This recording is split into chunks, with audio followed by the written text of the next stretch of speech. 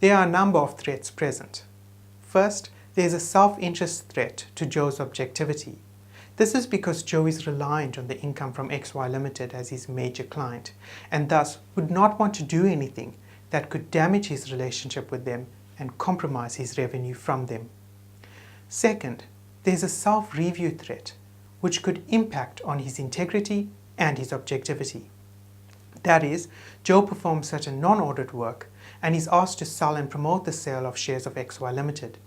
He is required to audit the sale of shares and some of the non-audit work that he did as part of the external audit. Thus, in a sense, Joe would be auditing himself and his own work. Third, there is an advocacy threat. Selling and promoting the shares of his audit client would impair his independence, as he would have a vested interest in the company. A reasonable and informed third party would conclude that Joe is not independent of XY Ltd, and thus his independence in appearance is also impaired.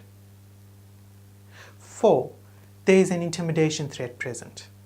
The board of XY Ltd are threatening Joe by potentially not renewing his contract. And lastly, there is also a familiarity threat that since Joe has been the auditor for the past 3 years, he may have developed personal relationships with the client.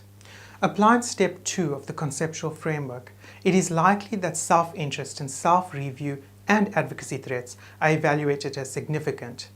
This is because they affect more than one fundamental principle, and the likelihood of the threats occurring are high. Intimidation threat is evaluated as less than significant. This is because it can be argued that the board did not intentionally attempt to intimidate Joe.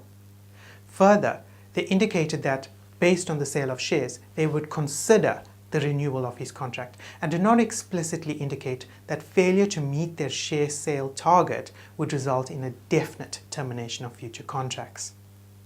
Familiarity threat in this example is evaluated as not significant. This is because it is common for auditors to audit their clients for a number of years.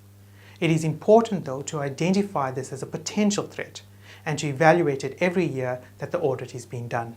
Now let's apply step 3 of the conceptual framework to Joe's ethical dilemma. In order to address the significant self-interest threat, Joe needs to reduce the reliance of XY Ltd as a major source of income. Thus, he should decline the engagements to perform non-audit services, and his income should be limited to only audit services. The same safeguard would address the self-review threat.